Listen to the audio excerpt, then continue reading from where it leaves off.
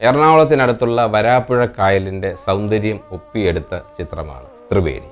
അവിടെ വെച്ചാണ് ആ സിനിമ മുഴുവൻ ഷൂട്ട് ചെയ്തിരിക്കുന്നത്. അതിലെ ഒരു ഗാനരംഗം എന്ന് പറഞ്ഞാൽ എടുത്തു പറയേണ്ട ഒരു കാര്യമാണ്. അത് തീർച്ചയായിട്ടും ഛായാഗ്രഹണവുമായിട്ട് ബന്ധപ്പെട്ടിട്ടുള്ള ലൈറ്റിൻ്റെ ഒരു ഇന്ദ്രജാലം തന്നെയാണ് ആ ഗാനരംഗത്തിലൂടെ വിൻസെൻ്റ് മാസ്റ്റർ നമുക്ക് മുന്നിൽ അവതരിപ്പിച്ചിട്ടുള്ളത്.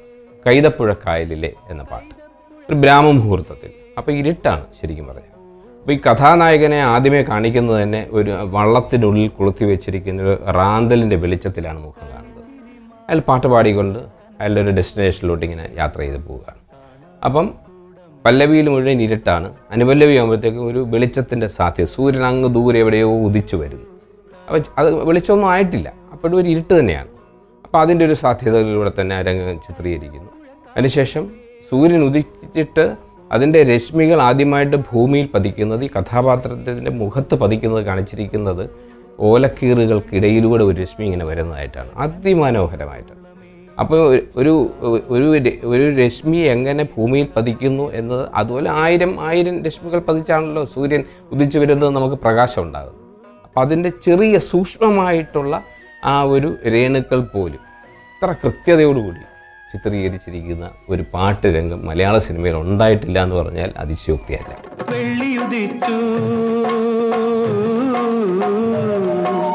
വെള്ളിയുദിച്ചു മാനം മീതെ വെള്ള വിരിച്ചു, വെള്ളാരം കൽപ്പടവിൽ വെള്ളോടിന്നുരുളിയിൽ വെള്ളരി പൂക്കണി വെച്ചു, വിഷു പൂക്കണി വെച്ചു, കണി കാണാൻ വന്നാട്ടെ,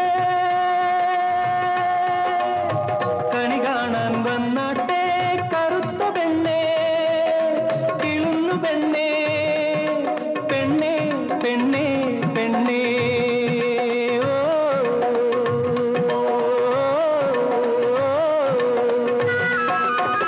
കൈതപ്പുഴ കായലിലെ കാറ്റിൻ്റെ കൈകളിലെ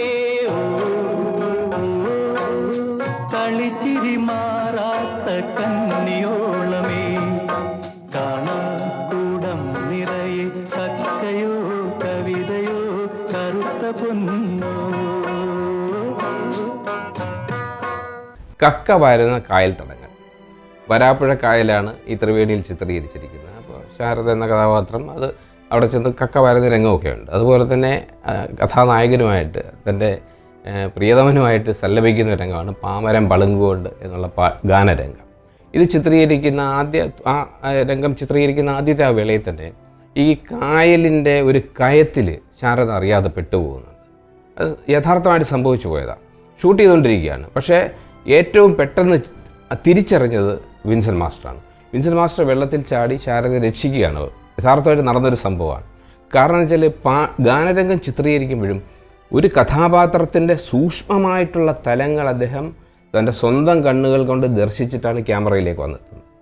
കണ്ടുനിന്നവരൊക്കെ എന്താണെന്ന് അങ്ങനെ സംഭവിച്ചു പോകുന്നതായിരിക്കാം എന്നൊക്കെ വിചാരിച്ചത്, അഭിനയത്തിൻ്റെ ഭാഗമായിരിക്കാം എന്നൊക്കെ വിശ്വസിച്ചു പോയി. പക്ഷേ മാസ്റ്റർക്ക് മനസ്സിലായി അതല്ല, ഇതൊരു കയത്തിൽപ്പെട്ടതാണ്, അവർ വിഷമിക്കുകയാണ്, അവർ മുങ്ങിത്താഴുകയാണ്. ചാടി രക്ഷിച്ച ഒരു സംഭവം കൂടെ ഉണ്ട് വിൻസെൻ്റ് മാസ്റ്റർ. സുശീലാമ്മ സാധാരണ പാടുന്ന രീതിയിൽ നിന്ന് ഒരു വ്യത്യസ്ത രീതിയിലാണ് ആ പാട്ട് പാടിയിരിക്കുന്നത്. ഒരു ശകലം കുറുമ്പുള്ള ഒരു പാട്ടാണത്. മാഷിൻ്റെ സംഗീതം, ദേവരാജൻ മാഷിൻ്റെ സംഗീതവും വയലാർ രചന, പിന്നെ പറയണ്ട, അവർ മൂന്നുപേരും കൂടെ ഉള്ളൊരു പാട്ടെന്ന് പറഞ്ഞാൽ പിന്നെ ഗംഭീരം എന്നല്ല എന്താ പറയുക. പാമരം പളുങ്കു കൊണ്ട് അന്നകം കരുമ്പ് കൊണ്ട്